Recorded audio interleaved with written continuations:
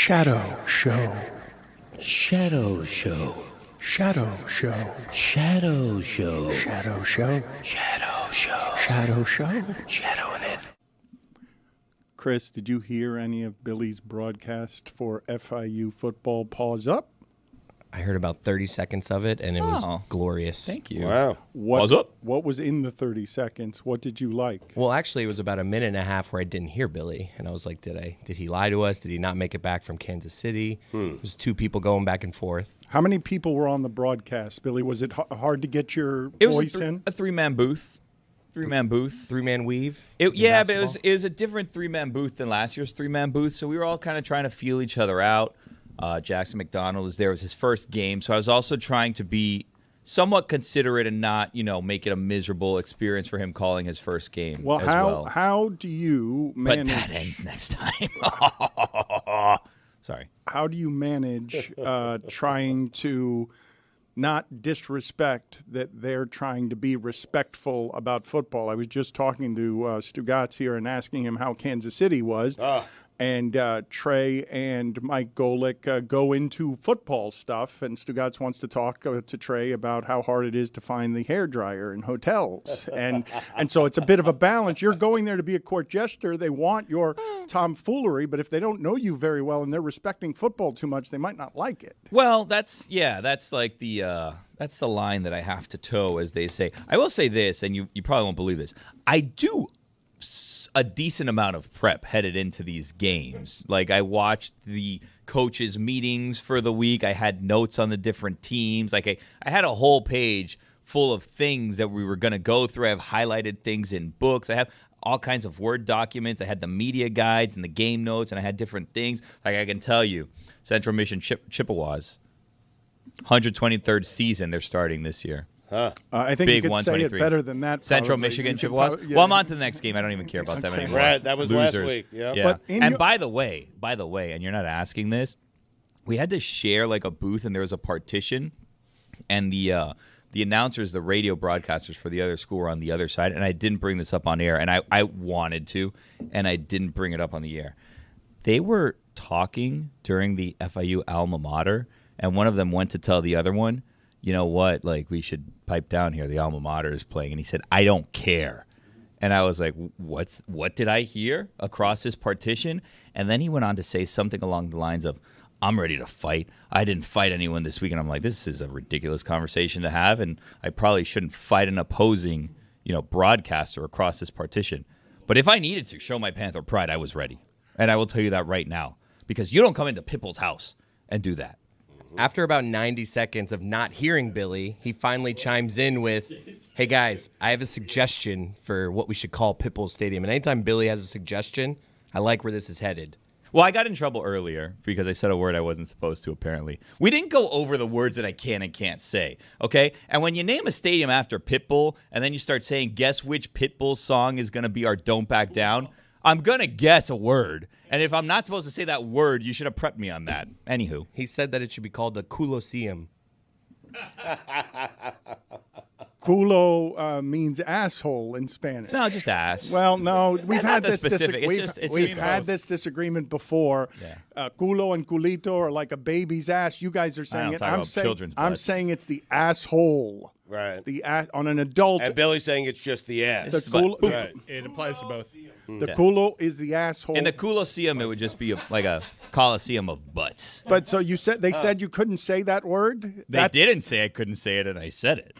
Well, that doesn't seem like a word. Why was that your idea? Because you're calling it Because that's a good name. Ass Stadium. Colosseum is awesome. We got to make this happen. You can't make it Ass Stadium, Billy. Why not? What do you mean? You think People love asses. Pitbull would love it called the Colosseum. Yeah. He's the only one. No, I would love it too. At least two of us.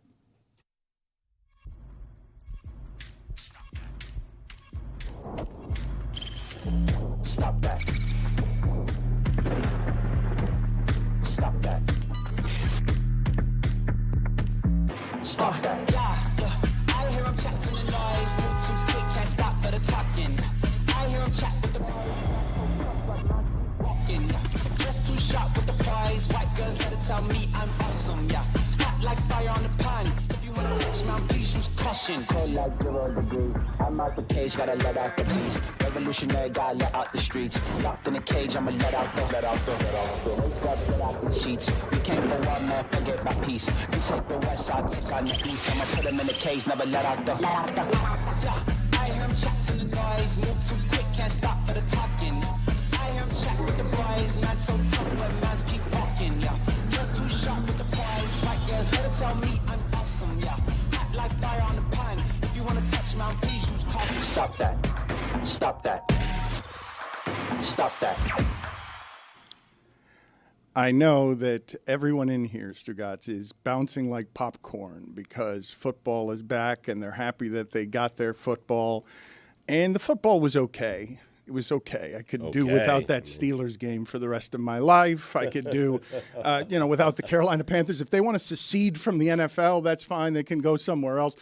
Denver's been playing a form of that game for 5 years. Bo Nix thrown 42 passes, all of them 2 yards. Get out of here. I don't want to watch you all season. But you know when you get my attention? What do you mean the season hasn't even started yet and the guy's arrested outside the stadium? Like, you got my attention, NFL. It's 3 hours early. I was waiting for 3 hours from now. I'm gonna watch some football. And here's the thing about innocent until proven guilty, because I don't know what happened there. We'll talk to Jeff Darlington and we'll figure out, we'll get some details. But here's the funny thing about innocent until proven guilty in this one situation.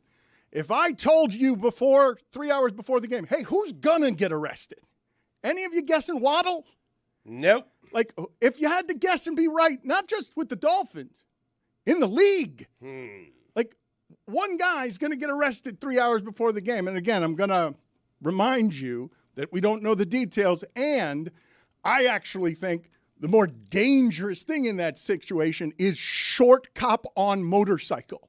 Like, that to me sets off flares. Like, if the police officer is someone I can see when he pulls me over, I'm more scared than if he's someone whose face I cannot see because he's standing. Because that guy, short guy with a gun, that's got administrative leave written all over it. Really? Is that a rule? I mean, it's my rule. Okay. I don't know whether it's anybody else's rule, but if I can see this is what happened, okay? When you get administrative leave, it's because you didn't have time for the cover-up.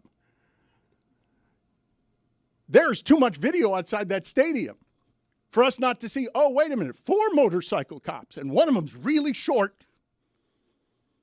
Now, Tyreek Hill, I will say, if there were a guy 3 hours before a game that I was profiling, and I'm looking for expensive car and I'm profiling drug dealer, I'm outside a stadium. Most of these guys are going to be athletes. Who's the one that's going to look smaller than the rest? Like, Calais Campbell's going into the stadium. I know that's a football player. That guy's playing football today. Tyreek Hill, looks a little small. Calais Campbell's driving to the stadium in a big truck. Yeah. It's a really nice car Tyreek had. Yeah, but to Dan's point, you have no question when you see Calais Campbell that he is indeed a Dolphin and he's playing football in a couple of hours. That's right. He was also detained. Yes, cuffed, yes, he was. Crazy. For being a teammate, being a good teammate. And I don't think it's necessary, and this video here is damning, boy. Tyreek Hill on his face, on the ground, chest on the ground. They hit him some, correct, Roy? Yes. He was complying. He was cuffed. He was standing, and then they hit him. And was there anything put in his back? Because this is scary, Stugotz. Like this is a scary situation if you see everything that's happening in America, and now you've got your arms locked behind your back, and you don't even think that a crowd of people can save you, because there was a crowd around George Floyd. And I know that's taking it out excessive, but when you've got your hands behind your back and you cannot do anything, and there's the physical force of people whose motives you don't know about, all of that is probably scarier to Tyreek than anything he faced during the football game later when he had 130 yards. And it's the first time I get to cover the resilience of a home opener. The team bounces back from an arrest. Tyreek Hill, evidently it was speeding. He can't go anywhere slow. Mm-hmm. So he's speeding outside of the stadium is where this started. And then we'll talk to Jeff Darlington here in a little bit about being the Scheffler, about how he got Schefflered, and now Darlington is the Scheffler reporter. When an athlete gets arrested, Jeff Darlington will be there. I mean, that it's seems to be amazing. what's happening. Yeah, Yes, right. that seems to be how that's going. Crazy. I want to throw it out to the room. What from the football weekend, college and pro, was more interesting than a player being arrested from before the game? That the Falcons, for me at least, the Falcons thought whatever they trotted out there yesterday was better than what Bill Belichick would have done. The Kendrick Lamar announcement that he's doing halftime at the Super Bowl in New Orleans. There was a lot going on. There was a lot going on ESPN on Sunday. Just breaking news, big things happening. Yeah, for me, it was about how good ESPN covered week 1 of the NFL season. They made some changes to NFL Countdown, and I thought they had a really strong show. It felt like some of the news was a little coordinated to get you hyped up, but then things started happening, and on top of that, they had really good produced pieces. Alex Smith had one in particular, and so my most interesting thing that happened before the games kicked off was Drew Bledsoe totally flaming Tony Romo for no apparent reason.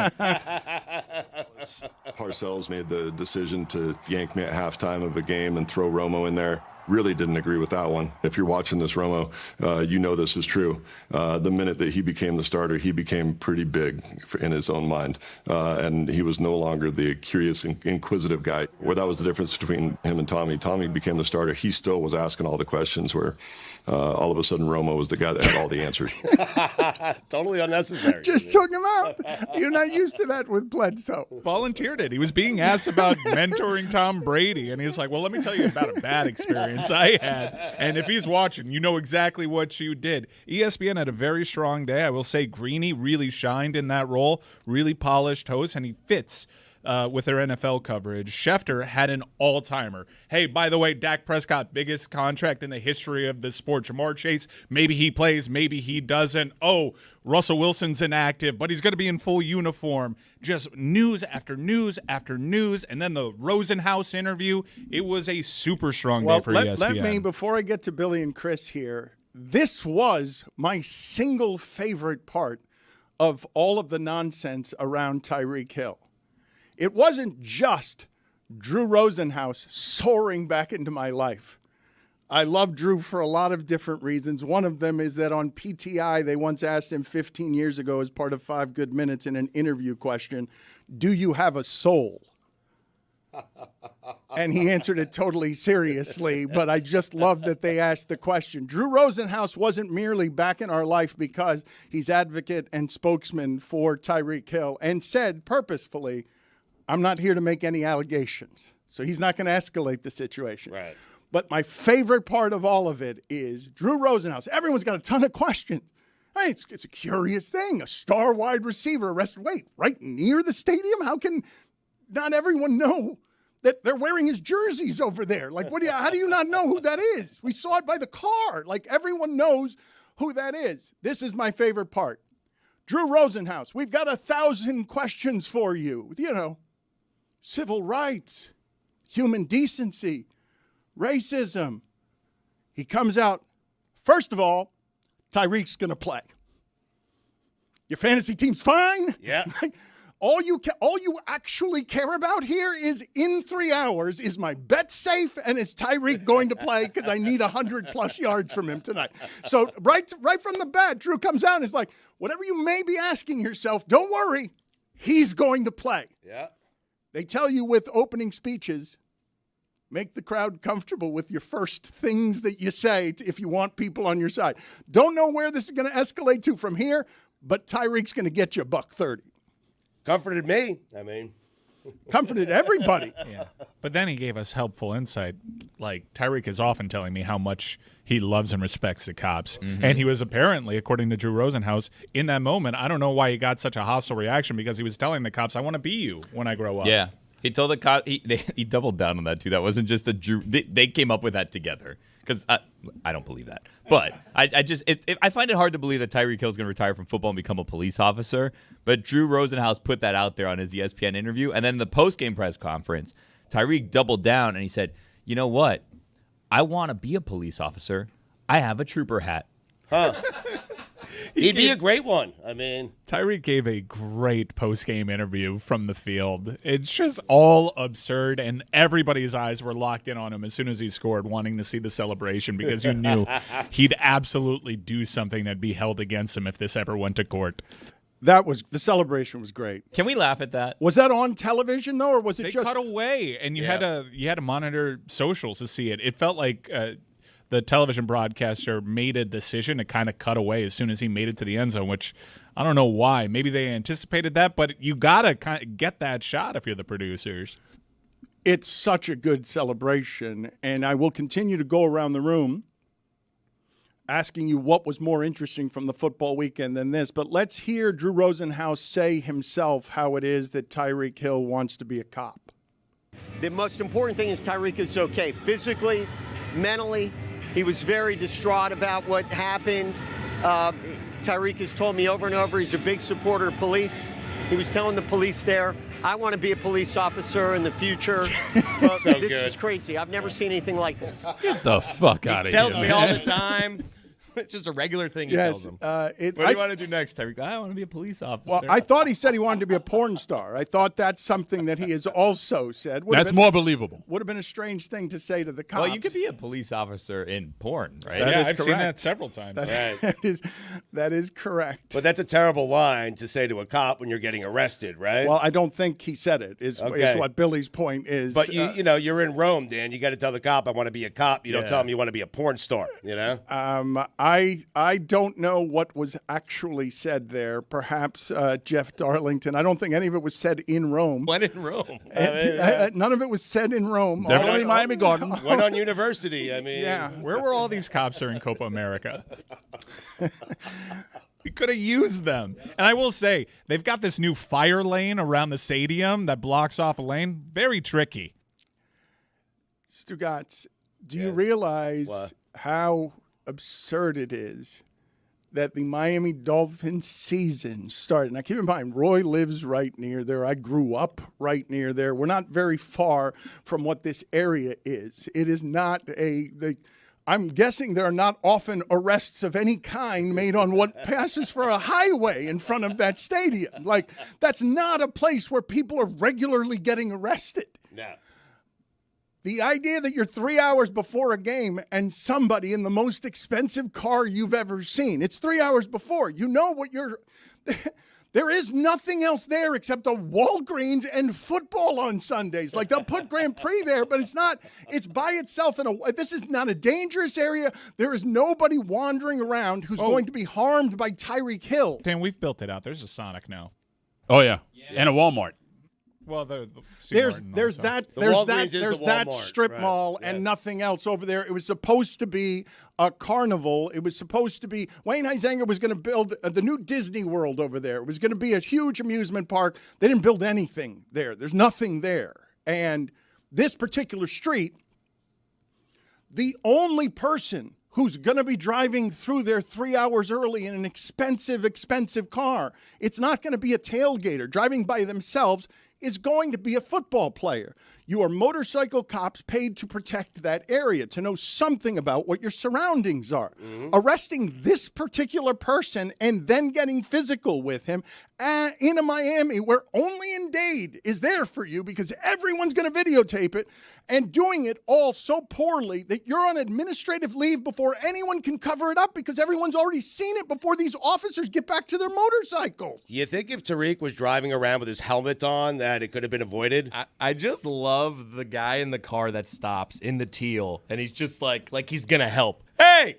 That's Tyreek Hill. What are you doing? You're drunk, guy. You're in a car. We know you have like a roadie in that passenger I'm going to ask you. No, they all have roadies. No, we don't know that. No. We don't know that. It's 10 a.m.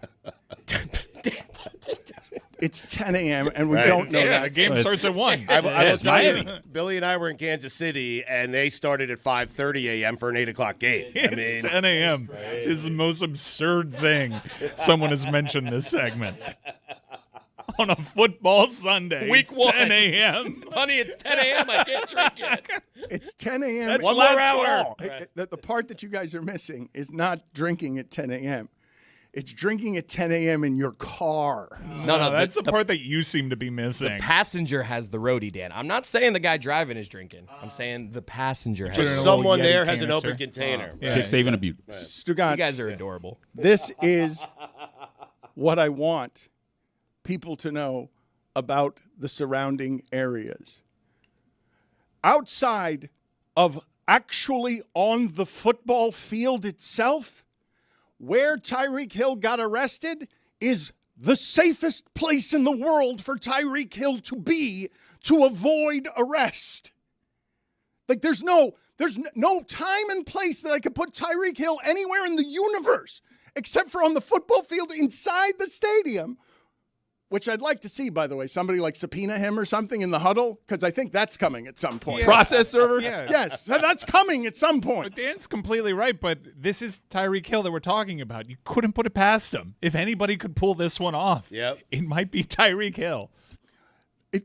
The placement is what's so amusing to me about it. I'm assuming those motorcycle cops are getting this assignment at least in part because they like to be around football Sundays. Maybe the other cops prefer to watch the game and not be working, so there's some sort of maybe those cops are angry because they have to work instead of being able to be inside the stadium. If you like football Sundays, wouldn't it stand to reason you would take Sunday off if you're a cop? Yeah, but you may like football Sundays, but you also, keep in mind, love pulling over rich black guys.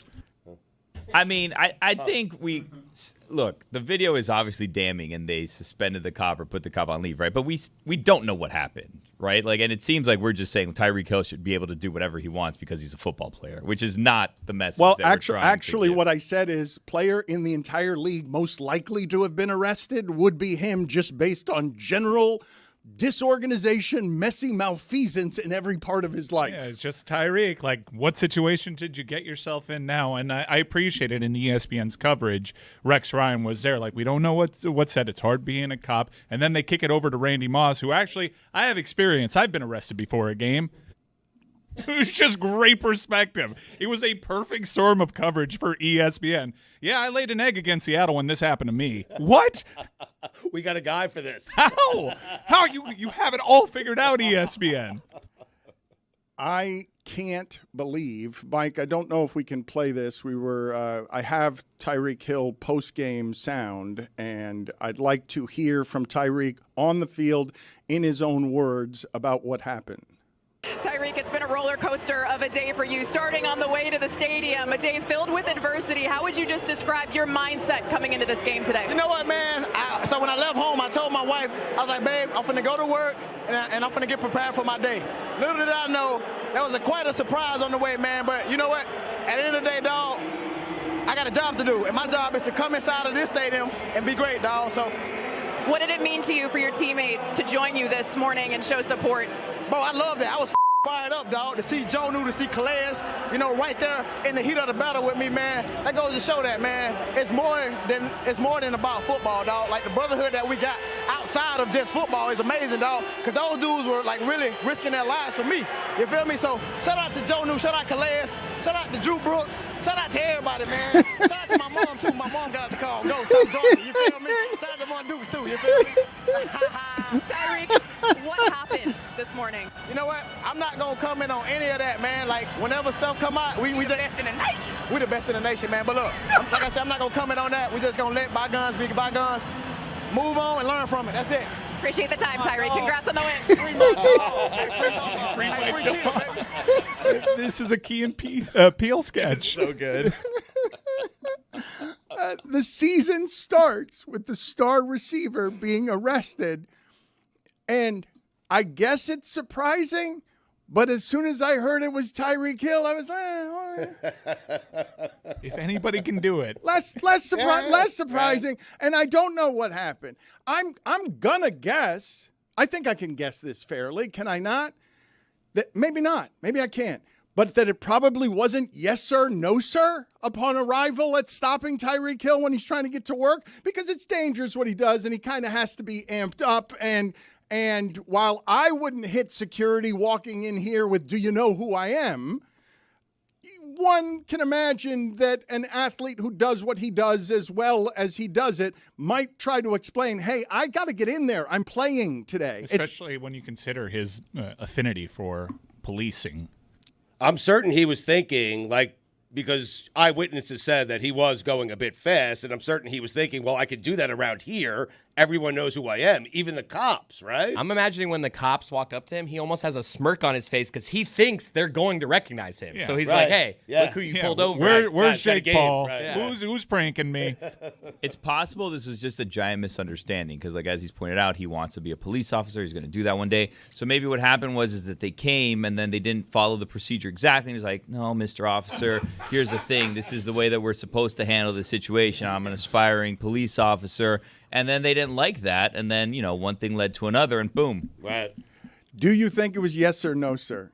Of course not. It's possible. I mean, I think their experience with law enforcement is a lot different than ours, and there's often videos of people yes-sirring, no-sirring, and it not mattering with police officials. I will say, if I'm ever in a situation where I'm scared, I'm confused, there's police around, I'd be happy to see Calais Campbell coming out of a car to my defense. Yes. Oh, my God. The size of his hands. And then he ended up on the ground, too, apparently. Yeah. I don't know how do you cuff that I guy? don't know how you cuff those wrists. Do they ask him, can you lay down for us, please? Because we can't do that. Okay.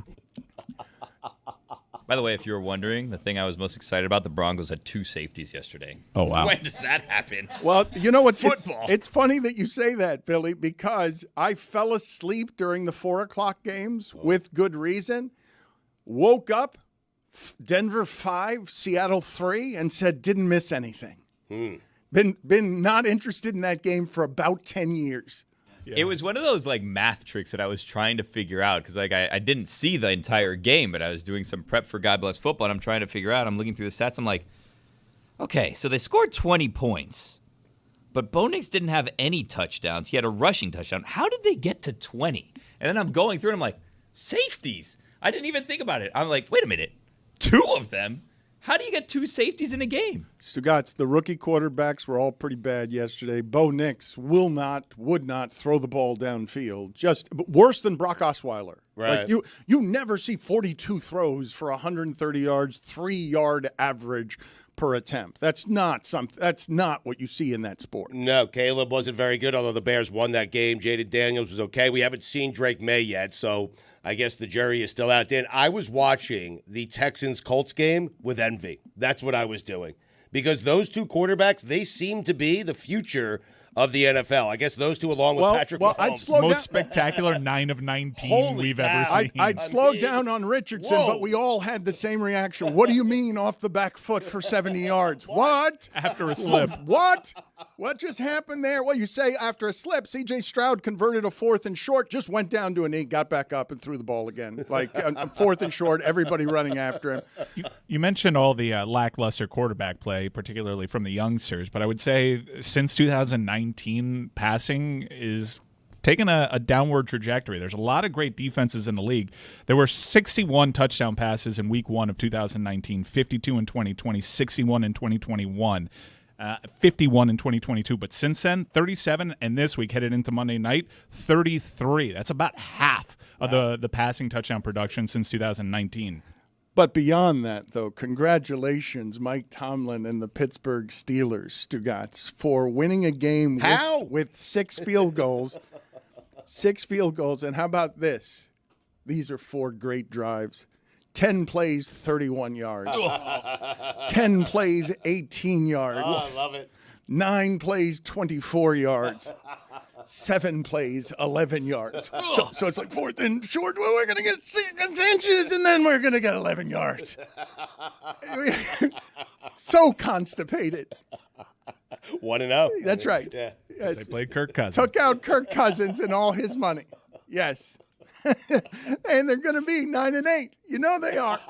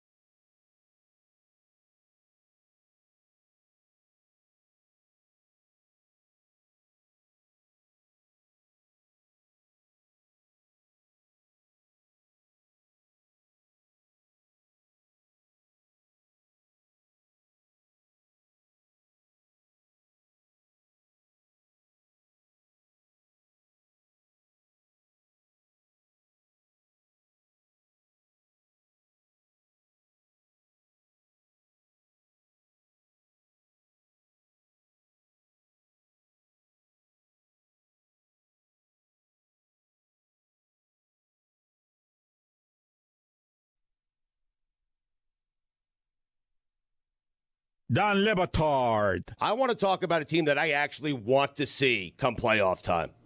I want to see the Chiefs. Oh, Stugotz. I want Patrick Mahomes strolling into my stadium with max confidence. I want Travis Kelce. I want Taylor Swift. I want the team that lost to Jordan Love. I want the team that lost to Aiden O'Connell. I want the team that trailed 17-0 to Jake Browning. That is the team that I would like to face in the playoffs. That's the team, indeed, that I would want to face in the playoffs because that team is not very good. This is the Dan Le Batard Show with the Stugotz.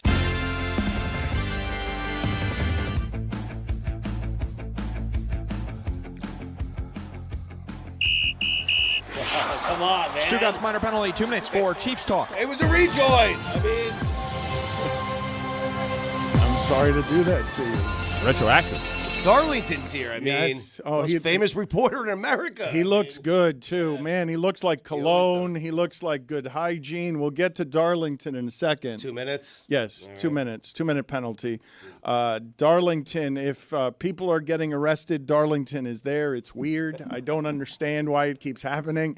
He needs to get arrested with them. Yes, you've said that before. You've wanted him to look at me by going to jail with Scheffler and ending up urging the police officer to throw Tyreek Hill and him in the back of the car.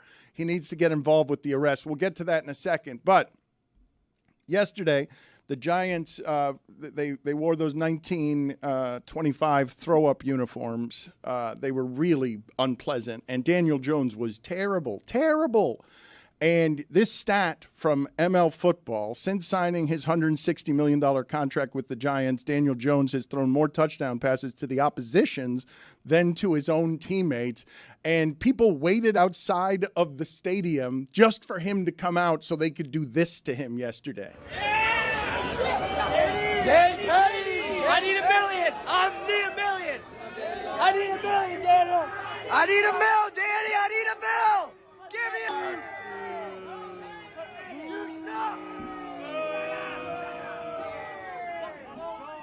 So that's an unpleasant, Just rude. It's an unpleasant way to leave work. Can you imagine if we got that after the many bad shows I've had recently? Just walking through the parking garage, exhaust in my face. You suck. Give me $1 million, Dan. I'd hear the same thing said the same way. But let's play that against the other New York hostility of the most famous wailing from the gates of hell that we've ever heard. Jets fans doing it to Tebow.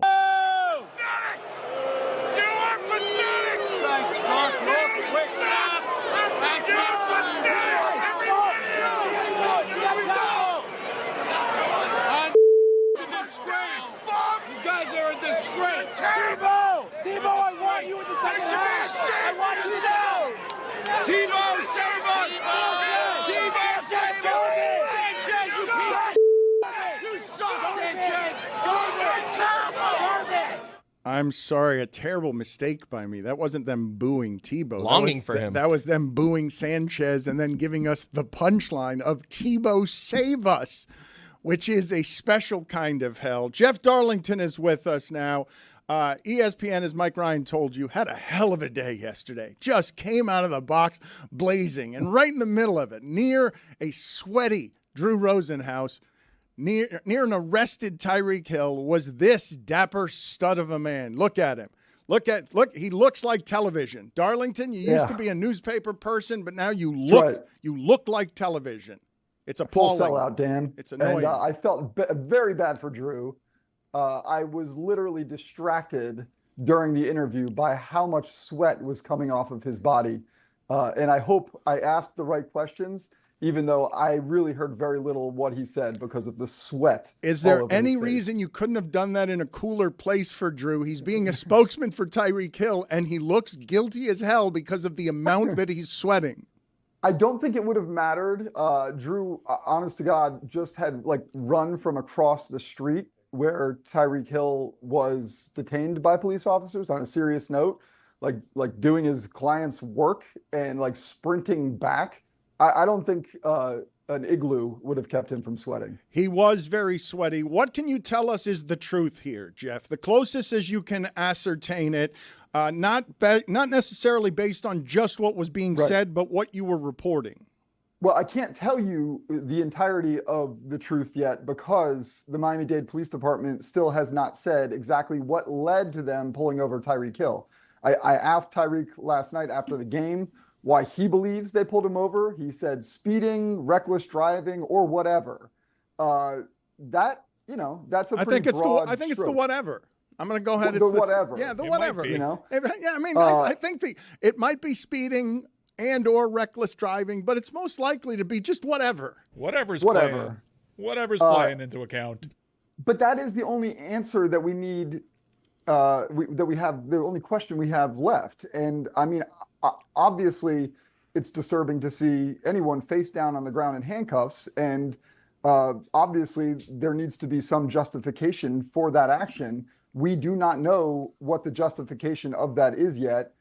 Certainly, I'm willing to wait for Miami-Dade to release that information. I was just speaking with someone there, a spokesperson, who said once it becomes an internal investigation, it really gets jammed up. I guess I don't envy his job because now he's sitting here like waiting on the investigation. But that being said, I mean, that's a pretty significant question that needs to be answered because, like I said, if you're face down in the road outside of your place of employment in handcuffs, that needs to be justified. Are you as cynical as me and saying to yourself, if we got to administrative leave before we even got to the cover-up because there were so many cameras there, that is an admission that somebody did something wrong there, even if they're going to – when it happens that fast with a police force, it's an admission before an investigation that's a little bit startling because I think they got caught, right? It's the videos there and you can see what's happening. Well, honestly, so yes, and like I know this is a very weird comparison to make. I do not make it lightly. I know there was a lot of jokes the fact that I was at Scotty Scheffler's arrest. Like I saw that with my own eyes. Like I recognized what was happening there, and it did not feel right. It felt like it was going too far. I could see what was happening, what was going wrong. So I'm now in this position where, as a reporter, you don't want to take one situation and apply it to another. Everything is unique in its own circumstance, but it certainly does cause me to obviously be like, we need to find out exactly what happened and why it happened. Calais Campbell, a man of the year for the NFL, stopped to try to basically help and figure out what was going on and ended up in handcuffs himself. That needs to be justified in itself. So yes, I am skeptical. And I think it's okay to be skeptical, even though we can also give the disclaimer that we deserve to wait to hear the entire story. Jeff, you know Calais Campbell. Like this is, and I know anyone can be capable of just about anything, and we can go he said on anything. But Calais Campbell is not, the Calais Campbell I know isn't going in there to fight. Yeah, but that's not his job. You can't approach a cop when he's arresting someone.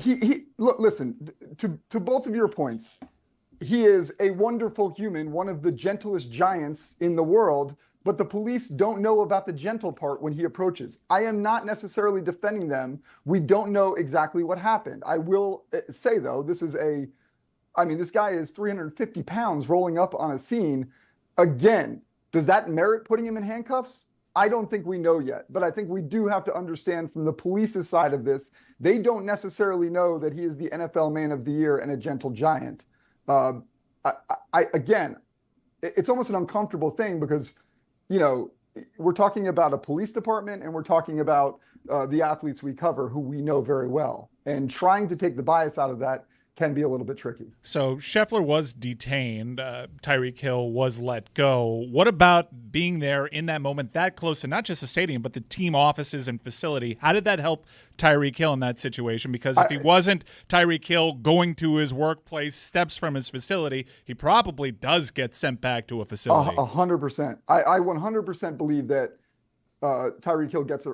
I shouldn't say that. I need to not jump to conclusions based on one circumstance. I will say that Scotty Scheffler had nobody out there representing him, but I was not representing him. I was literally the only person out there.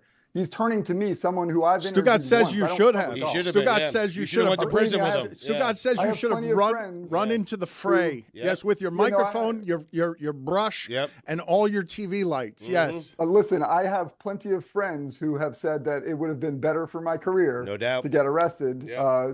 Dan, I'm trying to maintain some journalistic integrity here, albeit as a TV sellout. But the circumstances, like you said, like he only had me out there looking to me saying, "Can you help me?" A reporter from ESPN who interviewed him one time because I just started covering golf. Tyreek Hill had representatives from the organization out there within minutes.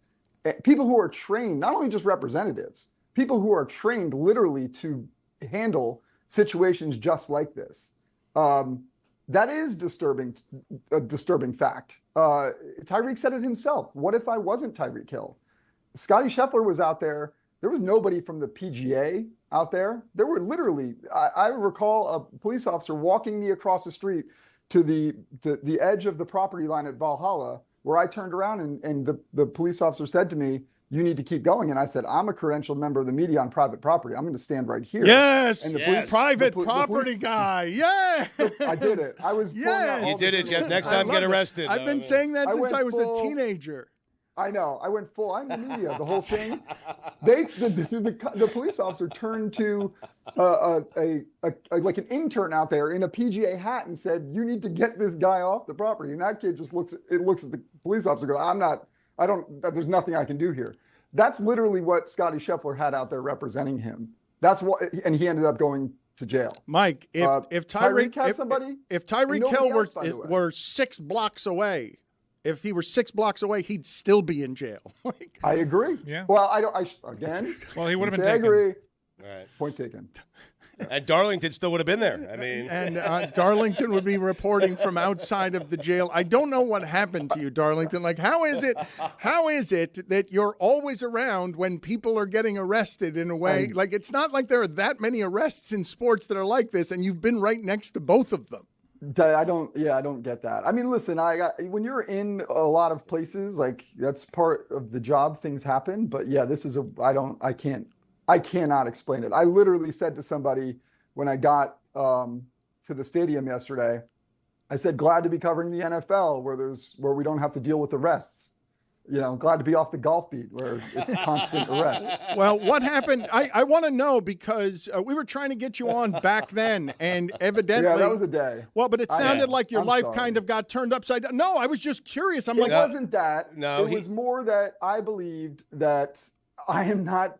I know Stugotz is going to make fun of me, and you probably will too. I just felt in that moment that I said everything that I knew on ESPN. And I felt like in this world that should live as itself, as someone who literally witnessed it. I didn't feel like I needed to go on every talk show. I am not trying to be like, oh, I'm holier than thou journalist. I just felt like it could live in the moment. That's my sincere apologies for not coming on. You did say you didn't want to make it all about you, and I responded, no, you need to make it all about you. I think that's exactly what you responded. Yeah, Chris, you were one of the people that's of the thousands of texts. You were among the people, like my friends, who were like, "You look like shit today." That's what a lot of people told me because I didn't get to put my makeup on, TV makeup. Sure. That was nice of my friends. You were among those people that I put my phone on silent. Right. And just did my job. Just looking out for you, Jeff. That's all. Before you get out of here, Jeff, I don't remember. Mike Ryan was murky and muddy on the details.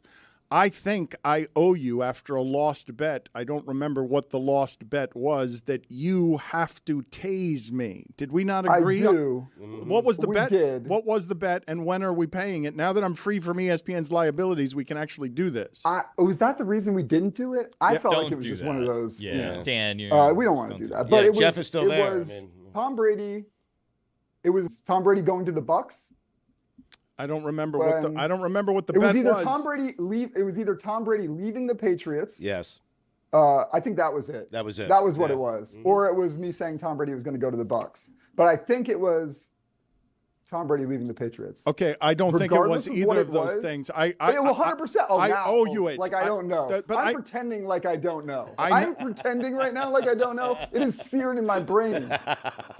Darlington, I'm trying to do the thing. You know? Darlington, do you after talking to everybody, do you feel? See, here's the difference between like a columnist and a reporter, and you don't want to be holier than thou journalist.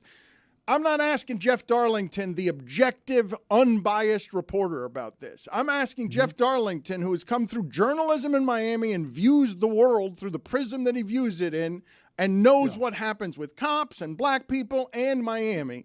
I'm asking you what you think happened here outside of what you're stating objectively. I go back to my own experience with, which is all I can do, a white golfer, and what I saw the police do with him. It's certainly like not lost on me that this was not a white golfer outside of Hard Rock Stadium. So if that can happen there, I think that I mean, I'm not naive to the way the world works, but I also refuse to just simply say at this point that there's no, I'm not trying to be the holier than thou. We need to know more. I mean, like, this is not an accusation by any means, but there's pedestrians on that road. How fast was he going? What happened? But I stand on the fact that if you have anybody, black or white, face down on the ground in handcuffs, you have to be justified. It has to be justified. I don't care who you are, who's there to defend you, where it happens, what your job is. You have to be justified to put someone in that position. Thank you, Jeff. Appreciate the time, sir. Thank you, guys. It is super weird. You got to admit, it's super weird that Jeff Darlington is in the place where both of these things happen. What's the third thing like this that's happened recently? Is there a third thing? I mean, it's weird for Scotty Scheffler to be arrested on the way to work. It's weird for Tyreek Hill to be arrested right outside of work. They do usually happen in threes, so we got another one coming. Yep. That Jacoby Brissett game you can get out of my life forever, too. What do you mean? Just the whole thing. Get it out of here. It was big. Get it out of here. Stugotz, you are sold. I haven't looked at any of the numbers. Stugotz has said a number of times here, Burrow, top of the top echelon. But, man, when Chase and Higgins aren't out there, it seems like that happens a bit more than I'm used to seeing happen with his offensive line chased around, taking a bunch of sacks, and next thing you know, you're losing to a Patriots team that's only running the ball. That they're not even doing anything else. Do you see the stat yesterday? The Bengals lost 2 fumbles yesterday. Yeah. They lost 2 all of last season. Crazy. Like, they lost 2 of them yesterday, and it, like, screwed up the whole game. The Patriots winning that game is asinine. Jamar Chase did play yesterday. It was odd to see against what most people thought was going to be a bad team. Pretty good defense, but a bad team overall. In the Patriots, Burrow not be able to at least eke out a victory there at home in that spot. But traditionally, I think if you look at when Burrow's healthy, Dan, and that's a big if a lot, obviously, traditionally this team starts off slow. He starts off slow, and they pick it up as the season goes along. But that was a terrible loss yesterday. Chase didn't play all of preseason, is unhappy with his contract. The whole Dak Prescott thing yesterday made me think that Jerry was just getting all the milked money and press he could get all offseason to get ESPN to just keep talking Cowboys. You give him the contract that makes him the most highly paid player ever. First day, like you guys already talked that all through. Let's make it a commercial all offseason. Noise is noise, and it's good to have noise around the Cowboys. They signed Dak Prescott. Right. To the biggest deal we've seen. Joe Burrow is in this stratosphere where he's being paid like he's the best. Mm-hmm. And not only did Chase not play all preseason, he had some sort of food poisoning, was questioning after the game why he didn't have more targets, or actually said, forgive me, that's misstated. When asked about only having 6 targets, said, go ask the coaches. But when those 2 guys don't play, Stugotz, I'm saying something obvious here. All I'm saying to you is that I hear a lot around Tua and what he wouldn't be if he didn't have Tyreek Hill and Jalen Waddle, and Burrow's been excellent, but I've seen some of those games when his wide receivers aren't quite right. Yeah, he's always been blessed with great wide receiver help dating back to LSU. Jamar Chase showed up to the stadium wearing a $1 shirt because he wants $1 more than Justin Jefferson got in his deal. I had no idea it was so touch and go. You mentioned the health thing that he was dealing with, but there was a legitimate shot. He would just decide, I'm just going to hold out starting with this game. So there was high drama. ESPN had its talking points. It felt like the Jerry Jones thing. You were on it, super coordinated, but it got lost in the shuffle from an insane news day. And for Schefter to balance all those spinning plates was incredible. Just really high drama television that was expertly done by them. I felt bad for Roy because life just got in the way. Absolutely, Dan. He couldn't enjoy anything yesterday. No, it's the birthday party circuit. All of Claire's classmates are now having birthdays during football season, so this is terrible. And I preface by saying this. On Saturday, we thought the party was Saturday. It was actually Sunday. We went to this place. It was an obstacle course with trampolines and everything. You went there on Saturday? On Saturday. But it wasn't the day for the party, so we had to leave. So college football was also ruined by the kids. Yes, it was. And then on Sunday, why are we doing this on the opening day of the NFL season? What why time? Are we doing this? What time? That's important. Noon. Oh, that's terrible. No televisions? Yeah. There were televisions, but there were streaming televisions, so they didn't have a regular broadcast television. It kept cutting out. It kept saying, the stream is limited, and it kept cutting out. Like, what's going on here? Right. Yeah. Do you have the relationship with your wife to be like, I'm going to skip this one? Mm-hmm. No. Or is your presence just like required and demanded? Yes, it's demanded. Why? Because it's Claire. I'm like, we're doing this for Claire. Or Right. in this case, Claire's classmates. Roy, let me teach you something here. Thank you, Chris. Go You ahead. know what we do for a living? What's that, Chris? Honey, I got to work today. Yep. I got to watch the game. I got to watch. I got to talk about them. Gotta watch It's my the game. job. I need Yeah. to watch these games. You know this. I can't come over for Sunday dinner at your parents' house. I got to prep. Yep. This is how this is how I put the HelloFresh on the table. We have a big one on Monday. We work Sundays. We've worked Sundays. Valerie knows. Zagak. I should have freedom to do whatever it is that I want inside of my marriage. And frankly, at this point in my life, there are times I would rather be with her, but I do have to know what happened. This is clearly a two Americas situation. You know what? because I'll talk this to is a Anid. different house that I'll talk to Anid. Yeah, I'm sure that's going to work. I mean, it is work, and I imagine we can negotiate with Anid and say, hey, look, Roy's got to work on Sundays. There's more money in it. He needs to not be at birthday parties. This is not Roy's fault, though. Let's not lose focus on who's to blame here. You cannot schedule your kid's birthday party noon on Sunday opening weekend. You can't do it. You're not my friend if you do. Somehow the two Americas thing doesn't apply to hockey because you show up at every practice and every game for that. I don't show up to every practice, but I do show up to every game. That's where he saves the ass. If there was a noon Panther game yesterday, are you at the birthday or? I'm at the game. I'm kind of with Anita on this one then. Like, you made your choice. You chose hockey over football. Yeah, it worked out for me, didn't it? Just go with the Chris move and not use all of them. yesterday. You're not. You're at a birthday party, and the football season started, and you're blowing up balloons. You missed Jacoby Brissett. The hockey thing worked out for me. You missed a Steeler drive that was 10 plays and 19 yards. TJ Watt, how do you do it, man? So Well, good. that You're is crazy. ridiculous, dude. That is. How are you better than your brother? I didn't think it was really all that possible to be that much better than your brother when your brother is one of the greatest I've ever seen. How is it possible that a human being has not been built who is good enough to play right tackle to keep that from leveraging him when he comes on the outside? Why is it that no one can block him? It's not just that he's always in the backfield. It's that he's always in the backfield making impactful plays. Like, if he sacks you, he's taking the ball with him. That's right. Or Well, he's knocking Mike, it out of your hands. Or he's somehow in the end zone. He's just hugely impactful. This is what is happening here that I don't have a reference point for, Stugotz. Not Myles Garrett, not Micah Parsons, not anything. Because what Mike is saying is true. Van Ginkel has this. Van I was like, how are you always making plays? Van Ginkel said of Daniel Jones, he just threw it right to me. That's what he does. The tape confirms this. But he said he didn't. But Van Ginkel's there. How are you always there? Put it on the poll, Juju. Van Ginkel, how are you always there? Yes or no? The thing with TJ Watt that Mike is saying that is so true, and I'm legitimately awed while I'm watching this. Okay, everyone knows this person needs to be blocked, right? Everyone knows. Yeah, it comes up when they prep. Yeah, we've all practiced for this. Let's put our best man on him. And And then he goes out there, and in a game where his team wins 18-10, it's what Mike's saying. In a league where everyone's getting it out in 2.4 seconds, every damn quarterback seems surprised that he's there already. Like they're dropping back, and he's like, he took the football from me because most guys don't get here that fast. Every time you watch Pittsburgh, they have 19 points, and he has about 13 of them. Say no. Best offensive. Put it on the poll. Should he win Best Offensive Player of the Year?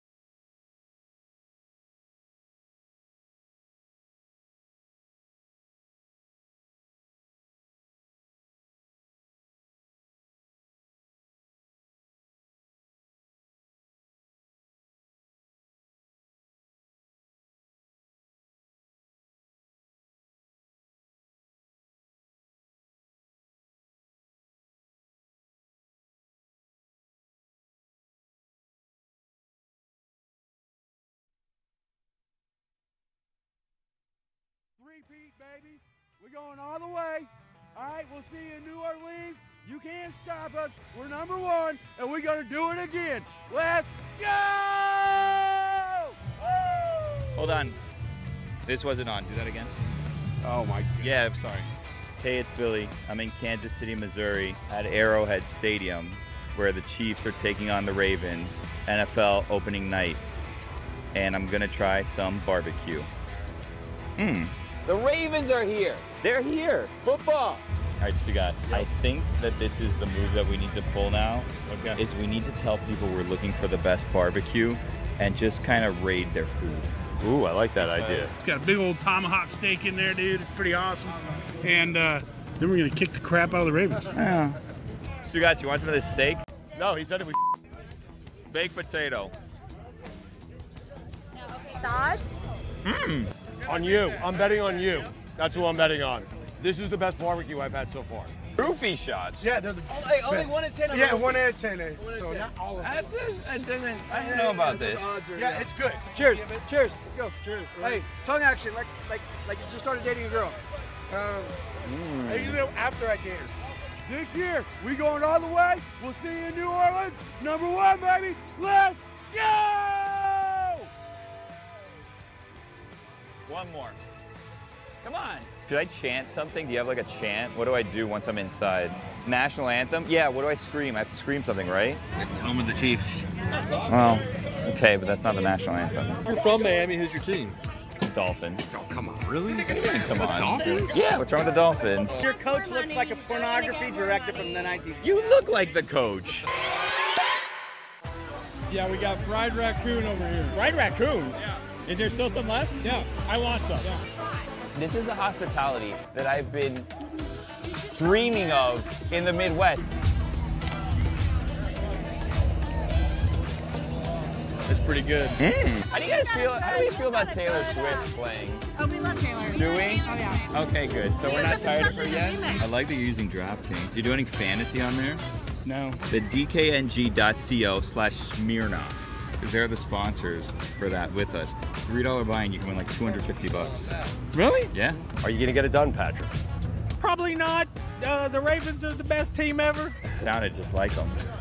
People talk about the Chiefs fans, the experience, Arrowhead Stadium, how early they come out here. They're better than any other fan base, blah, blah, blah, blah, blah. Do you really feel like that? Because I feel like it's just like any other tailgate I've ever been to. Like, Oh, there goes another one. Oh, boy. Oh, it's coming back. We the Chiefs. We going for that 3-P. We going all the way. Let's go! Good? All right. Hey, Dan, we found the Reaper. What do you hate the most about the show? I don't hate anything about the show. That's why I Okay, listen to it good. for 10 years. All right, yeah. That's true. All right, I was going to feel sad. You're my favorite. If that Thank matters. you. You and Tony. No, okay, goodbye. Enough of this. All right, goodbye. Enough. Goodbye. Are we walking out with the flag or what? No, I had a little kids doing it. Stupid kids. You know my rules about Kansas City. When a stranger hands you something, you eat it. You do. That's a great rule to live by. It is. Yeah, and you know how much I love a good J. Yep. Low-hanging fruit. We've done everything. We have literally everything. The game's about to start. We haven't seen Chris Sims So yet. we're just walking over to his set, and we're just going to get his attention and get him to acknowledge us in some way or another. Right. All right. There he is. He's over there. Let's go crash him. Come here. Hold on. Billy is running. Billy's running. Chris Sims, you're my favorite analyst ever. Hey! No, it's all good. Yo, I love you, bro. Chris Sims has security that told us we needed to get away from him. The does this guy think he is? Sims. We're lucky we got him. They're going in. That's it. Yep. It's time. It's game time. It's game time. I'm going to watch the Chiefs lose because no one knows more about the Chiefs than I do.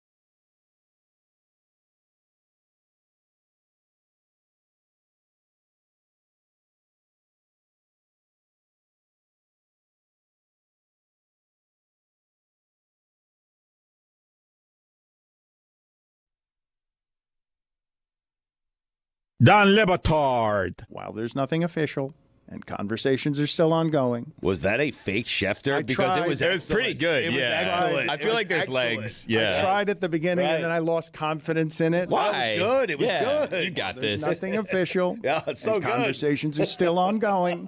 Stugotz. It is trending towards Nick Sirianni remaining the head coach of the Eagles. This is the Dan Le Batard Show with the Stugotz.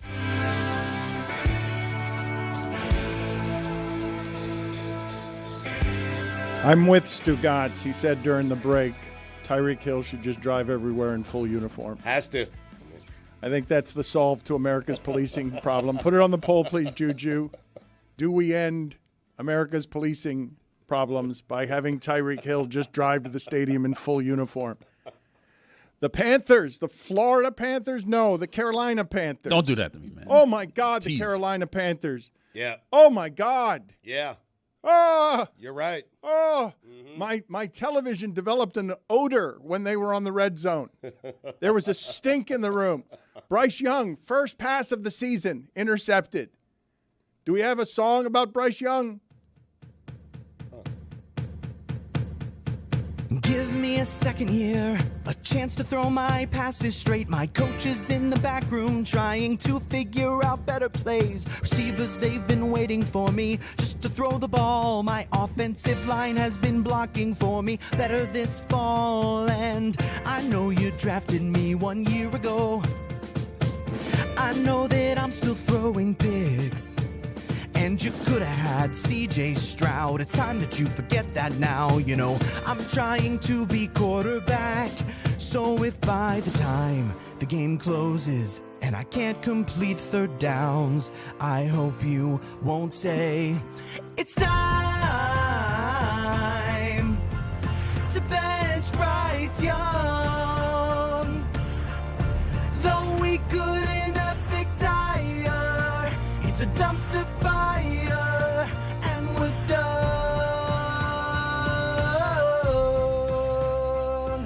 It's time to bench Bryce Young. Though we couldn't have picked higher, it's a dumpster fire, and we're done.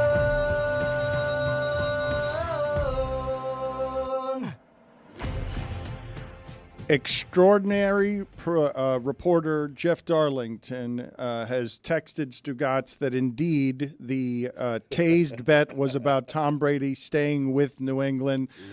He said he would agree to the bet if because he would be stunned if Brady returned to the Patriots. Right. Yep. So reporter extraordinaire Jeff Darlington doesn't get those things wrong. I have to be honest. I was nervous when you went to a Bryce Young song. Quite the gamble. Right. I didn't know it would be there, and boom, then it was there. Somebody finally had produced something around here. I wasn't sure I was going to get a song, but they turned it around very quickly. Ask for a Jaden Daniels song. I will someday. Maybe this is not a piano bar. I don't take you never know. requests. I mean, I don't take requests. Okay. God bless football, incidentally. Came out already, Billy? Is it out? It is out, Dan. How was Kansas City overall? It was an adventure. It was I think it might be the shortest and longest trip of my life, if that makes sense. Like, I was there for, I think between check into the hotel and check out of the hotel, I was there for 24 and a half hours. So it was a very short turnaround. It was a late flight in. It was an early flight out. I had a situation with the car rental situation. So I was on the same flight as Stugotz, but Stugotz did not want to wait for the car rental, so he took an Uber and left me to deal with the car rental on my own, which was not the nicest of things to do. So I had to wait. You know, we got in at like 1:30 in the morning. I had to wait an hour for the car. All the other cars were taken. All that was left at that point in time was a 15-passenger van. So Billy Gill, party of one, was driving a 15-passenger van through Missouri at 2 a.m. And then, the good people that I was with decided it was a good idea for me to then also return the car by myself when I was driving back for my 5 a.m. flight. So at 2:30 a.m., I was driving in the opposite direction. Again, party of one in a 15-passenger van. But, I'm not here to complain. I'm not here to gripe. It was an adventure. It was fun. It was some people were hospitable. Some people were not hospitable. And I will tell you that. I was wondering because I didn't see this video package until it came out. I got into a number of shouting matches with the less than hospitable Kansas City fan base at times. But overall, it was a very fun They care adventure. about football more than most people. Oh, way more. Way more Yes. than we care. We're Midwesterners now, I think it's fair to say. We are, Stugotz and I, yeah. just from, a cup of coffee in the Midwest. But they really care about football. So we got to the stadium about 5:30, and cars had been lined up since 8 p.m. the night before, which is just insane. Look, just wait. man, if you felt this weekend just what football is, Imagine getting your regional identity from "we've got the best quarterback, we always win." Like, I can't even imagine what's exploding in the middle of Middle America there when they can get all of their identity for something better than barbecue, something that tastes better than barbecue. It's just, oh my God, we dominate everybody. I can't even imagine what you guys were walking into there. That seems, though, not fun to do it that quickly. 25 hours, that doesn't seem like you have a lot of time to breathe. It's Golick over here. It's Wingo's walking around on the fringes of football. Where'd that porta potty come from? Where's Stugotz? Mm-hmm. Yeah. I mean, I was always right there. Had we done it differently, 12-hour pregame. Yeah, had we done things differently, I maybe would have gotten there the day before, checked out a Royals game. Yes. Gone to the Negro Leagues Museum. Like, there's things I wanted to do. Lots of barbecue there. I didn't have a chance to get to the barbecue restaurants because once we got there like 7 a.m. They kind of told us, like, don't leave because it's going to be really hard for you to get back in. So we didn't really leave. We stayed put and we just kind of made the most of things. That's not the way to do that, Billy. There. Well, that's all work. It was a business trip. What am I going to do? You know what I mean? Well said. But the overall experience was really, really good. We had a great time. Like, Arrowhead for me is so aesthetically pleasing when you see it on your television screen. It just looks like a cool place to be. It was really cool to be there. It was even cooler in person. And yes, they love their football. Here's what else the people of Kansas City love. They love their military. They spent the entire game. Whenever they show any person from the military on the Jumbotron, you don't have to tell them. No. They take their hats off and they give a standing ovation. Yeah. I mean, that's what they do in the Midwest. It felt like 8 or 9 times, and I want to say 8 or 9 times not enough. Almost every time out, we were saluting a member of the military who bravely served our country, and everybody knew. You turn around to that giant thing in the upper deck where Rob Riggle hit that drum, and there's going to be a member of the military there. You turn around, you tip your cap. Nary a cap on a head. I'll tell you that right now. Everybody knew. You turn around, you tip that cap. You say TYFYS to the members of the armed services who are up there. Mm-hmm. I'll tell you that right now is useless to me as a phrase. How because so? you just told me that seconds ago. Well, I was letting you know. I was warning you. As a warning. But I'll tell you it's that. coming. I'm going to tell you something right now. No, but you just said it. It's not right now. You There's just a warning. said it. It's not a warning. It's behind us. But it's you like, just said it. You just said it, and then you said, "I'll tell you that right now." I knew what you were talking about because you just said it. No. It wasn't right now. It was before. You know, sometimes you say spoiler alert before you say something. You say trigger warning if there's like a sensitive thing. I'm letting you know. I'm going to tell you right now about the armed forces right up there, upper deck. By the way, you asked about God Bless Football. God Bless Football Monday Hangover out right now. Lucy Rodin was on. We played a new episode, our new rendition of Lucy or Goosey, and we debuted. We kind of did a soft launch the other day. We debuted a brand new segment sponsored by Smirnoff called Winners and Losers. Yeah. What's this? Minor penalty, 2 minutes. Rambling. You asked him. Rambling. I didn't. Rambling. I did not ask for the. We made some friends in Kansas City. We went into a booth. Winners or losers? I will tell you, getting into the booth of the Rhea family, Sponsored. lovely people. Oh, love them. Oh, Can you keep fast it? friends Look, we made with also them. I'll tell you this as I I'm will walking tell away. you. I'll tell you this as we're walking away here to go to the penalty box. Mm-hmm. I don't remember what I was going to say. 5 minutes. Yeah, I'm going to change that to a major there. Major penalty on the ice, 5 minutes for rambling. That's a review. We were invited to a suite. Very nice listener of ours, his entire family. He was so excited. He said to me, him and his family, we be more excited. No. Out. No. I Turn remember the mic you off. need this. Turn You the need this. You microphone. need this bit of information. So we went there. We went This to is not- we went to the suite. Hear him out. Stugotz, it was hard to twist his arm to get to the suite. The only reason we went there is because he was convinced that he was going to end up in Travis Kelce's suite because his daughter's trainer is the same trainer as Travis Kelce. So he used his poor family just to get to the suite level to try to sneak into the suite with Taylor Swift. Okay, but Why can't you always be that efficient with what you say instead of I will tell you this, I told you that? Like, I will say this is useless as a phrase. Just say it. I know you're going to say it. That's how speech works. I will say this. Yes, say it more efficiently. Stugotz, to me, the thing that was most interesting about on-field stuff yesterday. Right. Because everything's going to go through Kansas City. And it's not just that they've got the best team and the best quarterback. It's also a style of play anybody would love to have. Great young defense and offense. Quarterback's going to be, a combination of wonderful and plays reckless, but doesn't actually have a lot of bombs blow up in his face. It doesn't have to go through Kansas City. They did it on the road last year, but I get your larger point. You'd have to beat Kansas City to get to a not Super an Bowl, important right? correction. They've Well, got they've got the best quarterback. They're young. If you have to go play them in the snow like the Dolphins did last year, you're going to lose. Right. But outside of everything happening in Kansas City and the idea that they're the standard, to watch yesterday, after all of the macro conversations that this show has had for 5 years about Cleveland quarterback play, to see Baker Mayfield be better than Deshaun Watson in a way that feels like we can close the book on that. Yeah, by a lot. I mean, For Deshaun Watson to be taking up that much Cleveland payroll and for Cleveland to be a quarterback away because of how good their defense is, to see Baker Mayfield have fun while Deshaun Watson is going 0 for 7 on passes in the first half, past 5 yards, or you're having 0 for 4 anytime that he's pressured by anybody. Chris, Cody, what did you just throw in the middle of my thought there? That was just, I was trying to get a sound and I had a pot up. My bad. The old pot up. To have Baker Mayfield be better than Deshaun Watson when I'm not positive that Baker Mayfield has better weapons than Deshaun Watson. I mean, he has Mike Evans, he has Godwin, he has, they have Rashad White as well. Hold on a second. Let me get Chris out of here. Yeah, I deserve this. Okay. Yeah, just fouled up the whole show. 5 minutes for stumbling. Stumbling. You're on quite the penalty kill here, Roy. Take that. I need you to take the blue line. Let's get Katie It's Nolan 2-on-5, in here. I mean. Don't feel free to help me while I do the show instead of play defense against it. It's such a great story, Baker Mayfield, because this is the quarterback that the Browns need. I mean, the Browns could use a guy like Baker Mayfield. The Jets could use a guy like funny. Sam Darnold, by the way. It's funny. I mean,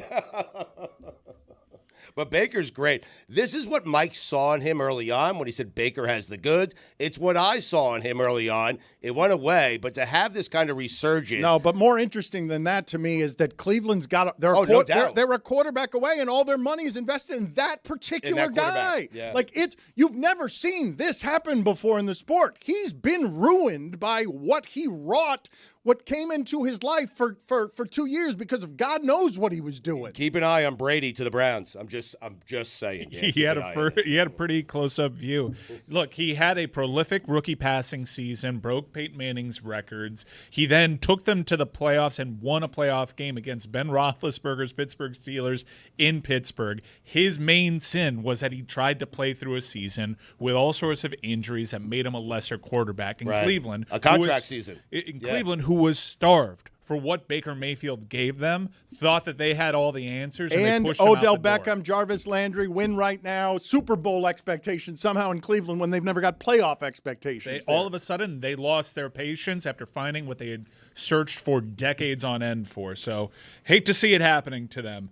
They did this. Their front office should be wearing hot dog costumes because they're the reason why they're in this situation. Well, let's bring in here Katie Nolan, lifelong Patriots fan, because Stugotz, a lot of people were very critical of Tom Brady yesterday. He did the Browns game, Browns-Cowboys, and you're not bringing something that's desired when Scott Hansen is on the red zone and there's a 71-yard field goal being thrown out there, and Scott Hansen is saying Tom Brady needs to get more excited about that. Oh, man. It's a 71-yard field goal. We can't talk about that like you're a cardboard cutout. I remind you that what Romo was doing, he was giving you a lot of enthusiasm. It wasn't just that he was predicting the plays. You knew he loved football. If there's a 71-yard field goal attempt, we got to get excited about that. Right. And so Scott Hansen is reprimanding him. But what Tony does is he gets excited, and then he asks Nance, "Hey, Jim, you think he's going to make it?" Okay, but there has to be. Now Tony Romo cares about someone else's opinions. No, but it was funny. The Bear was on God Bless Football, and he said that Tony Romo is actually the play-by-play guy,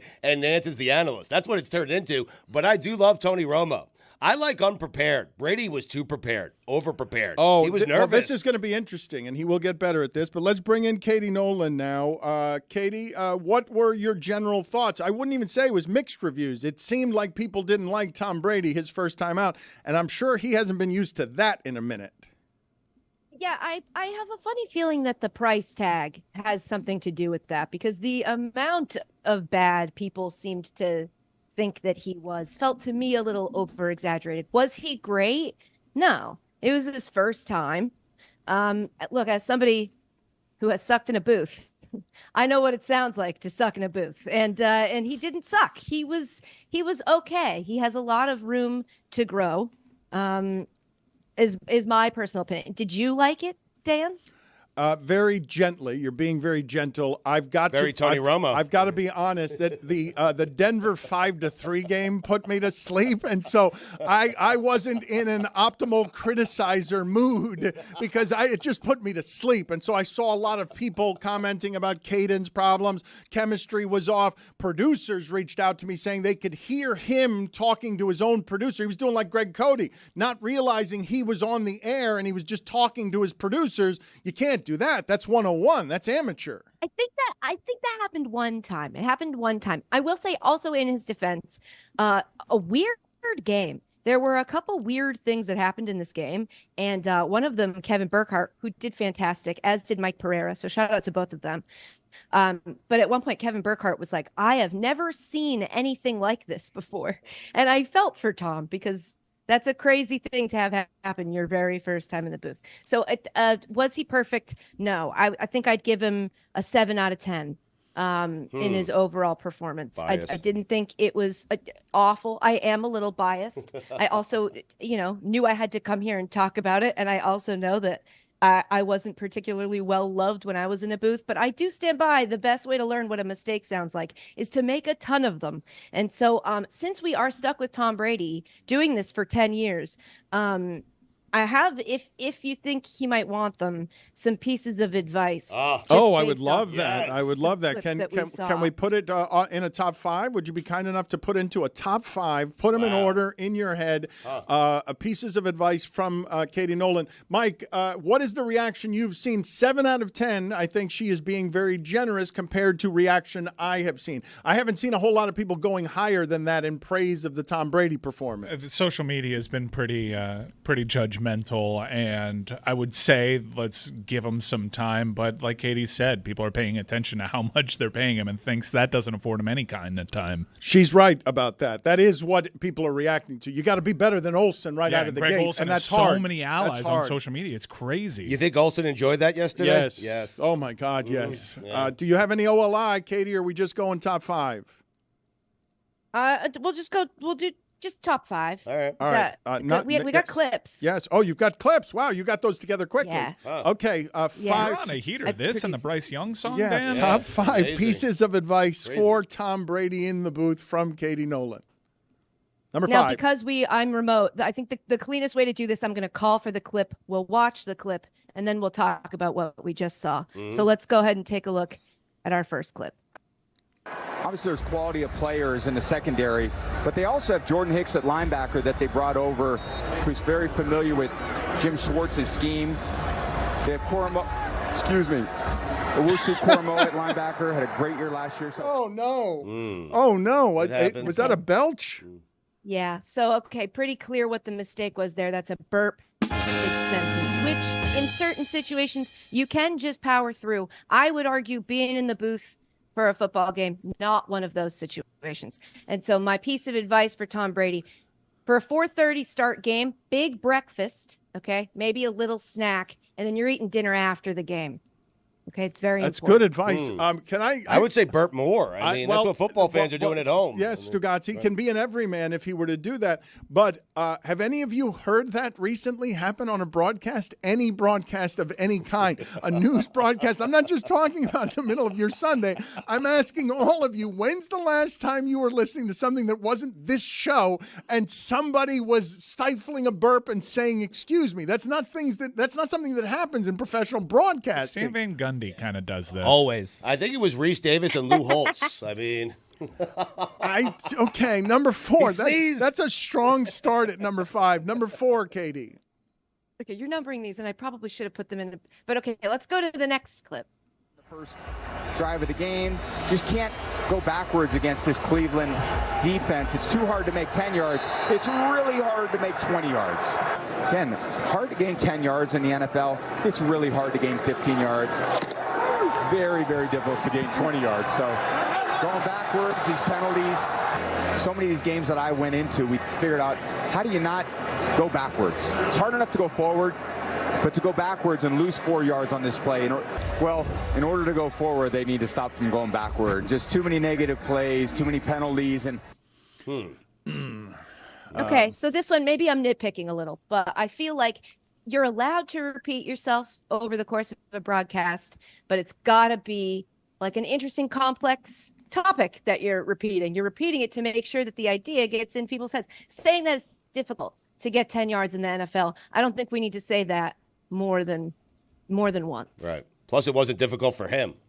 And I guess a lot of people are probably saying, yes, Tom, we know 20 yards is harder to get than 10. Like that's not 15, 20, 25. And then the next thing you hear is $375 million. It's harder to get $375 million than it is to get $374 million. Katie, number 3. Okay, let's take a look. one of those quarterbacks you just can't, one of those cornerbacks you can't be sloppy around, and pretty good throw. Moore just doesn't quite have the length, and Diggs has been a beneficiary of a lot of these overthrown balls. And that's what they're looking for Diggs to return to as well. He's been an interceptor since he came into the league. A couple years ago, he had 9 picks. Unfortunately, tore his ACL last year. This gives him a lot of juice, too. He wants to get right back to the form. He's looking for picks every time. No doubt. Are we nitpicking? What are we doing? Are we? Have we got? Okay, that's no. You got to listen to that one carefully. So it was a high impact moment. It was a pick, and Kevin Burkhardt reacted very excited. Tom Brady came in, said interesting things, but was kind of talking like this. And then all of a sudden, at the end, he started to, and to me, it felt like somebody got in his ear. Energy. This is just a guess. That somebody got in his ear and they said, energy, energy. And he took the note. So that's good. But he took the note kind of obviously. And that, I would say, was not good. And so just keep the energy, meet the moment. You know, if something big and exciting is happening, get big and exciting about it. Preferably at the beginning of your sentence, not the end of your sentence. Katie, this is all very helpful because you are being kind about this, and it's constructive criticism, and I'm sure he'd appreciate constructive criticism. I hadn't noticed what happened there, Stugotz. Like, he is going to have an energy problem if he's got to fake it, right? So, like, of course, yes. Like, if he's got a fake enthusiasm because he's seen a lot of football and Bill Belichick ground him to dust, and he's not actually that interested in what he just said. Plus, all the football he's watching and analyzing pales in comparison to the football he played. And he's nervous. And let's see clip number 2, because this is actually helpful broadcasting advice. Let's see clip number 2. I appreciate you noticing that. And I will say this is what I could have. We're going to go to the clip. We're going to let Dan throw to the clip. Yeah. We want me to throw to the clip? You were supposed to. No, it's on Dan. Listen, you established that she's in charge of the clips.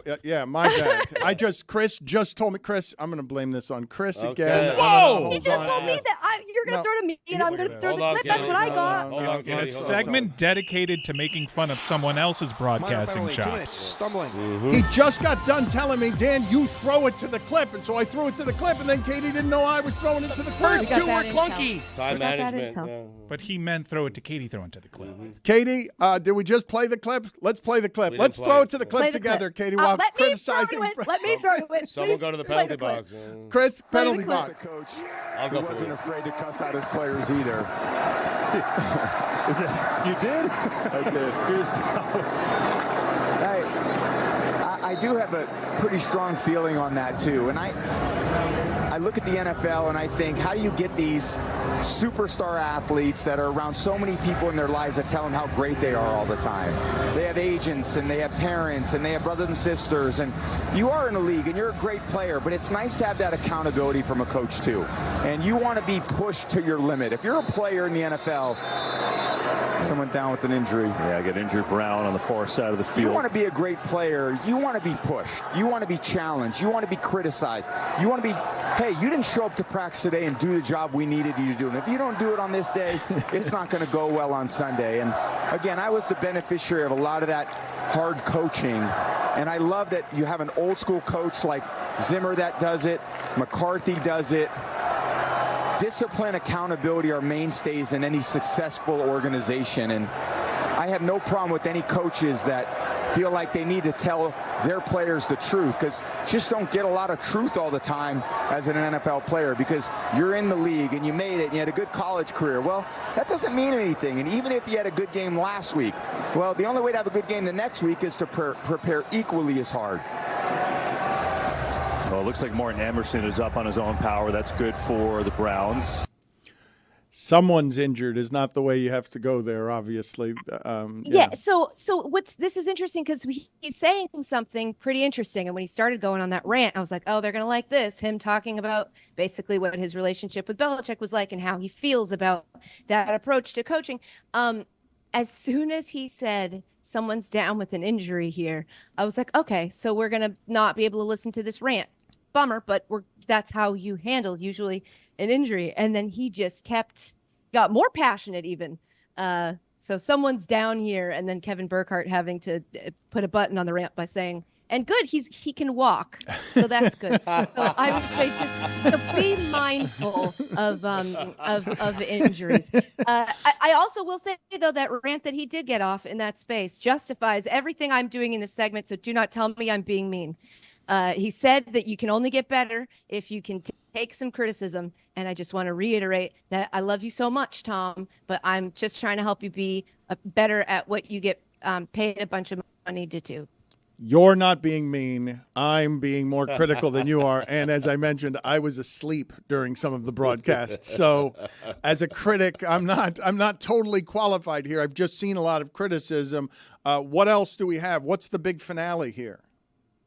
Okay, this is I think the biggest, most egregious thing. This is number 1 or number 5. I don't remember how you were numbering it. Let's go to the clip. Captain, you can't do that.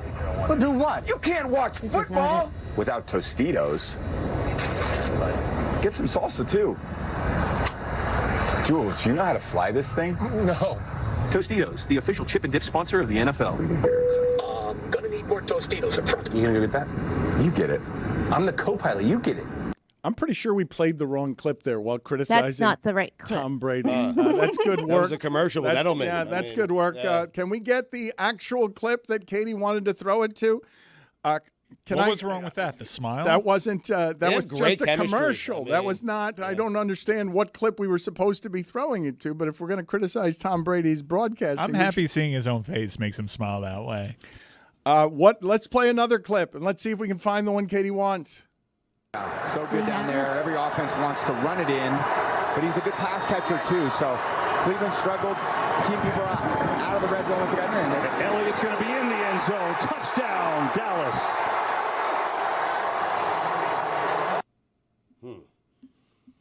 Okay, so that was kind of it looked bad over here. I don't know if you could hear it. The biggest thing is get in, get out. You got to know what you're going to say, and you need to say it in the little amount of time that you have to say it. It's almost just as valuable to stop talking at the right time as it is to say something interesting. And so in that situation, because he's still trying to figure out how he's going to end his sentence, he's talking while a touchdown is being scored, which steps on Kevin Burkhardt's call of the touchdown, which completely robs the moment of any sort of gravitas. And so get in, get out, Tom. Know what you're going to start saying and know how to get out of it and end it really quickly. And that'll just come with talking more. If I can be honest, you don't talk that much. I don't think I've ever heard you talk that much. And so I think the more you do some talking, the more it's going to click. You're going to be fine. You'll be just fine. Stugotz, it is interesting and perhaps something you don't consider until you hear it wrong. He's there to accent the game, not to be maximum Tom Brady. And when you get a big call, even Tom Brady's got to stop and get out of the way. You have to get out of the way. When I did the Women's Final Four for lacrosse for ESPN, the guy told me, listen, when a goal's about to be scored, shut up. That's what he told me. Brick. I remember that guy, John Brickman, I think was his name. And I did. I shut up. I was in the middle of telling a story. You got to lay out, even if you're Tom Brady, when someone's about to score, and let Burkhardt be Burkhardt, because that's his job. Do you think Burkhardt at any point yesterday texted his friends during the game going, yo, this guy sucks, right? I doubt it. Oh, come on. You don't think a single friend texted Burkhardt and said he's making your job more difficult? I don't think that that's what Burkhardt was doing during the broadcast. I do think Burkhardt's never called a game where he feels quite what he felt yesterday, all in and around that, because you're working with an amateur, and I don't even mean that as an insult. Tom Brady hasn't done this, and what Katie's saying is so gentle, though she did it. When it sounds wrong, you hear it because everyone else is doing it some form of right. Like, so when he's talking over a touchdown, you're like, wait a minute, that's not something I hear on a professional broadcast. That doesn't happen. The touchdown happens. It's the most important thing, not that Tom Brady's talking. But you were very nice to him, Katie. I was less nice. You were very nice to him because a lot of people are beating him up today. So thank you for being a little kinder than most. Well, that's, my job. I wish people could have been a little bit nicer to me. So maybe next time if I try to go into a booth, we can all just know I know who I am and I was trying to do it different. Back to you. Smile.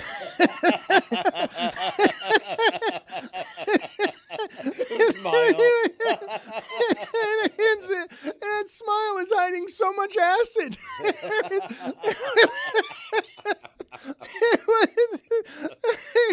You were so mean to her, people on Apple television. You're so mean to her. Because you were used to your baseball broadcasts and Vin Scully. Yes, that's what happened. I'm used to John Miller. Do you know what you did to that woman? It was so viciously unfair. Rabid and poisonous. Deeply mean and extra masculine. Assholes. Because she deigned to try and have fun around your sacred baseball. Assholes.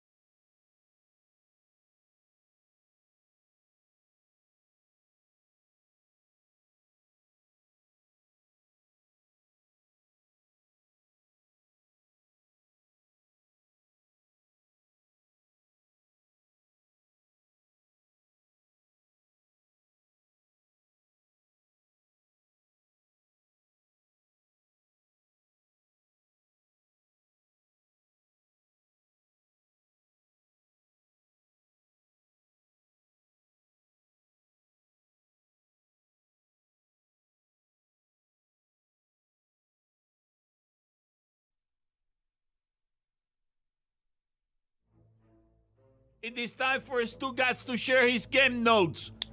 No one in the media will tell you what happened better than my boy Stu. Weekend observations brought to you by Miller Lite.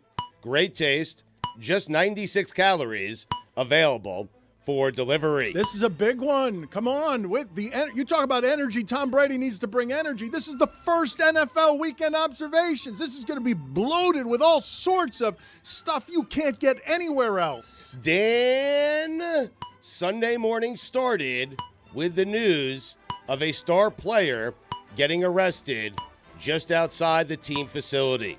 Then, the richest contract in the sport was given out by America's team for a quarterback that has never won in the divisional round. And that was all before players took the field. And Dan, yep, just like that. I was there. It happened. Make no mistake about it. I was awake for a full 3 hours. The NFL. That's right. Is back. Yes. Yes, did it dwarf? We haven't even talked college football. I know. Do you realize how hard that's been for Mike not to mention Colorado in the first hour of this show? Do you have any earthly idea? Just so you know, I don't make the schedule, Jess. Mm-hmm. If an elite athlete is going to get arrested on the way to his job, you can rest assured that Jeff Darlington is going to be there. The Miami Police Department tackles better than the Jaguar secondary. Marcus Freeman, the rare hot seat that isn't hotter than the coach. I can't believe Northern Illinois won at Notre Dame. Are you Big. shitting me? They have a chance. Listen, a Group 5 school is going to make the playoffs. Why not them? But are you kidding me? How do you lose at home to Northern Illinois? I don't know. You're Notre Dame. I don't know. You're also Marcus Freeman, who does that a lot. Yeah. To massive favorites. Did it to Marshall. Yep. Did it as a massive favorite to Stanford. This is a thing now to keep an eye on. Mm-hmm. We finally found something that Tom Brady stinks at. Mike Tomlin looked naked without a hat on the sideline. He did. Put it on the poll, It was weird. Juju. Did Mike Tomlin look naked without a hat on the sideline? Stash this away in the Something to Ponder file. Was Bill Belichick holding the Patriots back? Please get that Jacoby Brissett game out of my life forever. Jacoby Brissett did what Jacoby Brissett does. What is that? Throw for 130 yards? Wins. You simply cannot have enough Jacoby Brissetts on your football team. That is not You true. led me right there, man. That's not true. It's amazing. No, Dan, you need guys like that. He's a leader. That's what he is. He comes in, he fills a gap, he wins you a game or two, he doesn't embarrass you. He's a leader. They won the game. I feel for anybody who's got one of those teams that's going to have to win 17-10. Like any fan base that's following that all season, I'm sorry. Right. Steelers, I'm sorry for you too. Headline, Mark Schlereth believes Russell Wilson is playing himself out of the Hall of Fame. Stink. Hey, Stink. That was a great take a year ago when I said it. Dan, you know what the S in Schlereth stands for? Can't speak. Stealing my takes. Sam Darnold. I hate them.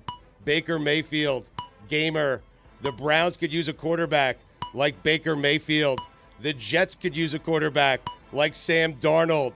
The Jets could also use a quarterback like Geno Smith. Oh, my God. Billy, can you help me with something? Oh, my God. He's used a couple We're of in last times place. on the show already. The Jets play tonight. Aaron Rodgers, they have a quarterback. A couple of times he's already made the joke the Jets could use a quarterback like Sam Darnold because he started, 12 for 12 yesterday. so good. Yeah. Has that a joke that's been made on God Bless Football? No, he saved that one for you, Dan. Thank you. That one's just for you. All right, you let me know if there are any jokes in here from God Bless Football recycled, I'm okay? on it. Thank you. Checking me out here. I mean, Well, I'm just saying, God Bless Football has to be a strong, different entity. It's coming out first. They're getting your good opinions there, refresh. Like, Right. man, I get it. The other big podcast goes Sunday night. They do it right after the game. So your fresh, hot takes, they're important that we get them out on God Bless Football. Alabama. But I don't want your recycled shit over here. I didn't say this morning. Alabama, enough with South Florida. If you want a cupcake, schedule Florida State. How about that? I did not use that. No. There is no way I used that one. Yes, a recycled take. Yes, thank you. No. I'd like some recycled I didn't say sounds. that. that stops Stugotz in his tracks and points out to people, you've already heard this material, fresher somewhere else. They have FSU next year. Michigan, cupcake. Michigan, do it without Connor Stallions. Anyone enjoy some baseball over the weekend? Yes. Huh? No, Yes. you didn't. Yes, I did. Get out of here. Yes, I did. No, you didn't. I'll tell you. You were the only one. I'm going to change a rule right now for you. What? Anyone who gets hit in the helmet by a hit by pitch, that pitcher should be automatically ejected. There are way too many guys throwing too hard, and they don't care where the baseball goes. Right. Like, that has to stop. You can't keep, even if it's by accident, get people out of here when they hit somebody in the helmet. Is Connor Norby good? The Marlins are not any good. But Connor Norby. Right, he didn't ask you that. He asked you about Connor Norby. Yeah. Yeah. Who is that? You can't be Norby. Your name can't be Norby, and you're good at sports. That's not how that works. Last name, though. No, there can't be a Norby anywhere in there. Really? It's a new rule, yes. I'm going to find the Norby. I was good at sports. Anyone else watch baseball? Bridgeport. You have to give Kirk Ferentz credit. His defense was just too much for his own team to handle. If Iowa had any balls, they'd fire Kirk and replace him with his son. Dan, you know what the I in Iowa stands for? I don't know.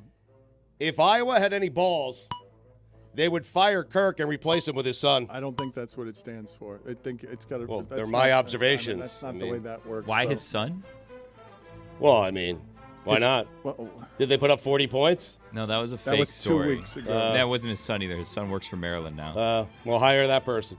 Whoever put up the 40 points, hire that person. I thought it was Brian Ferentz. Did he fire Brian Ferentz?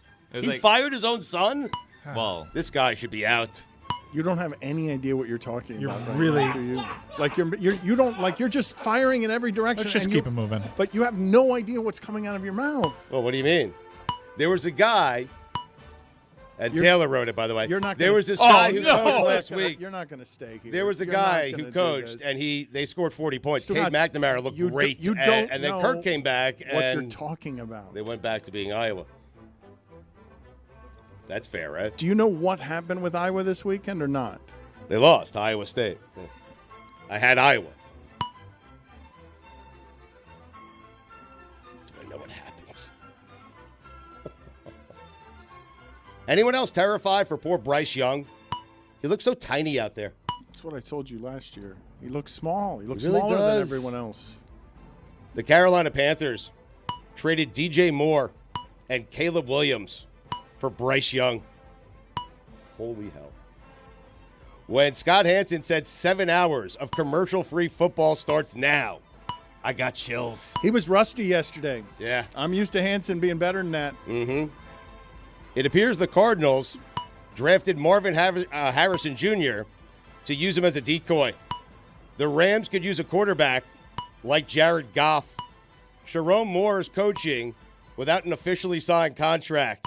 The rare coach that is coaching the way out of a DocuSign. I mean, you have to sign a contract. What is he doing? You do. How is he taking the sidelines without a contract? Mike, Marvin Harrison had 4 yards yesterday. You've got him 1,000 yards on the season. That was my lock of the year. Just 997 yards to go. In a game with not You'll very get much there. offense. You'll get there, though. Is Marvin Harrison the only receiver in that game who didn't have a bunch of yards? He's the only one, yeah. Yeah. He was wide open, too, that one time. Mm-hmm. The Titans were up 17-3 at half against the Bears and lost 24-17. That Levis pass. You know what that means? Mayo on his fingers, huh? Yeah, I mean, the pick six just so bad. How confusing It's the worst is it? pass in the history of the NFL. You're so used to these guys being accurate and anytime someone's open, hitting them in stride, that when someone does something like that, you're like, that person can't play in the NFL in a way that's going to win meaningful football games. Like that, you can't do that. Anyway, you know what that means, right, Dan? Tale of two halves. Chicago had no business winning that game. But they won. None. They won despite Caleb Williams. Those two teams, send them out to sea. Both of them. Get them out of mean? here for a season. I'll see you next year. I have the Bears in the Super Bowl. Bears-Jets. Did you not see how bad the Bears' offense was? Yeah, these 1-0, Dan. The rookie quarterbacks aren't. They're going to take a whole year to learn the position. You're going to watch. You think any of them are going to be any good? No, but if you watch the games like I did, you would notice that Caleb Williams threw a dart to Keenan Allen in the end zone that he normally catches, but Keenan Allen dropped it. Otherwise, today would have looked better for Caleb Williams. It would have. I saw signs, Dan. That's on Keenan, not on Caleb. I mean, I didn't see very much yesterday that suggested anything other than the rookie quarterbacks are probably going to struggle. Chase Young is a saint. Atlanta Falcons, death by field goals. Anthony Richardson, my God. I cannot believe how good that guy is. How good or how strong his arm is? He's good too, Dan. He's 9 of 19. How strong his arm is? I think he's good. He runs the ball, how strong his arm is, and yes, he's only started 16 games in his football career. I think what you liked, and I understand why you would fall in love with it, off the back foot, 70 yards. I love that. Yeah, who wouldn't like that? Yes. Missed a couple throws, though. It was as dynamic and Easy impressive ones. a 9 of 19. Easy ones. It was a fun game, No, man. but a couple of throws, Stugotz, a couple of throws that every quarterback in that league makes when your guy gets that open. Like, it's inaccuracy that you notice. You notice that it's slightly less professional than the other guys. It's slightly more raw. You can see the upside of it, but missing guys he shouldn't be missing. Kind of like Brady. By roughly midnight tonight, the Jets will be in last place in the AFC East. I hate them. How did all three teams win yesterday? It looked so promising. Bills were down. Dolphins were down. Feeling pretty good. Patriots were never down. Why? Jacoby Brissett's. That's what I'm talking about. Cal beat Auburn. Big win for the ACC. It's unbelievable. It really is. It doesn't make any sense. What is happening? I don't know. I'm like, when I go in the weekend to check a score, and I'm like, where's Louisville? Like, I gotta think for a second. Where I used to check, I don't know which conference to go to. Kevin Harlan calling your game. What a treat. It really is. He can take any game and make it feel like the biggest game of the weekend. It's amazing. He's good. Dave Doran, you're playing Tennessee on ABC in prime time. Maybe dress like it. Wow, really? So we're going to criticize Tom Brady's broadcasting while not getting a single broadcasting thing right, and you're going to criticize someone's sartorial splendor when you've been wearing a hoodie from the trunk of your car for 4 years. That's fair. I'm not coaching, though. I mean, I'm not in prime time on ABC. I'm not doing that. I dressed nicer when I was on ESPN. I did. I'm not doing that to disrespect you. I like to be comfortable when I'm doing the show. That's all. You look exactly the same. You're right. You're putting it Totally right. on us not being on ESPN. You're totally right. Yeah, but I didn't wear a hat back then. Yes, you did. I let the hair flow. Mike Ryan's got an accusation about the Dolphins coach. Hair transplant. Oh.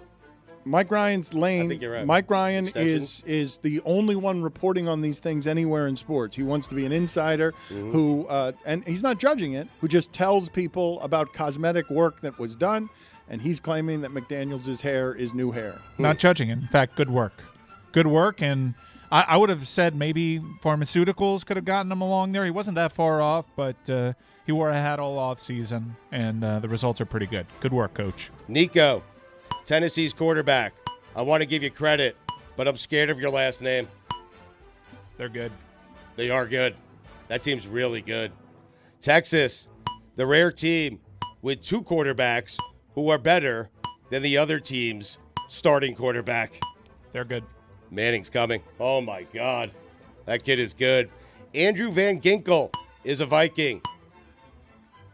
Where else can you win at College Station 1 week and lose at home to Northern Illinois the next?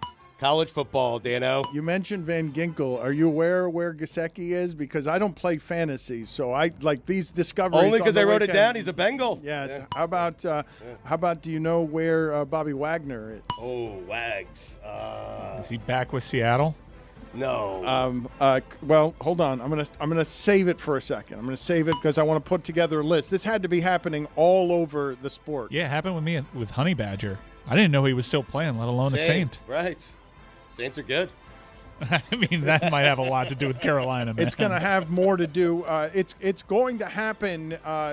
This fantasy plague that is everywhere makes it so that you generally know where the skill position guys are, but defensive players are going to surprise you.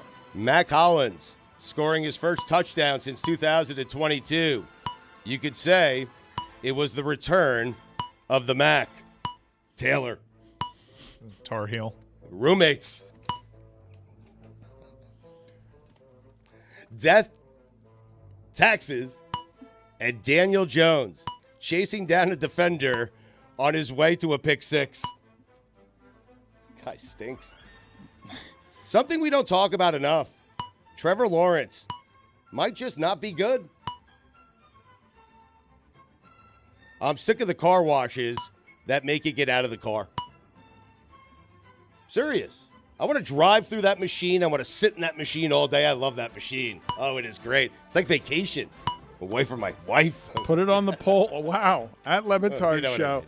Is the car wash a sanctuary away from your wife? And also put it on the poll at Le Batard Show. What are you laughing about, Billy? Quiet. Car washes are like notorious. No, not my car wash. It is silent in there. What? Man. No, I'm telling you. it's hitting you. What do you mean? It's squishing around. No, it's not silent. They're hitting you on the windshield with those flaps, those leathery flaps. I just don't want to get out. Put it on the poll as well at Le Batard Show. Do you want to get out of your car at the car wash? I want a nice pin code. I punch it in. I go through, and I'm done. Car washes are different now, right? There's like the car washes now. It's like a club. There's like lights. You go through this different section. Then you go through when it's drying, and like the red lights turn on. Like if this red light is drying your car, then there's blue lights and yellow. It's all this stuff.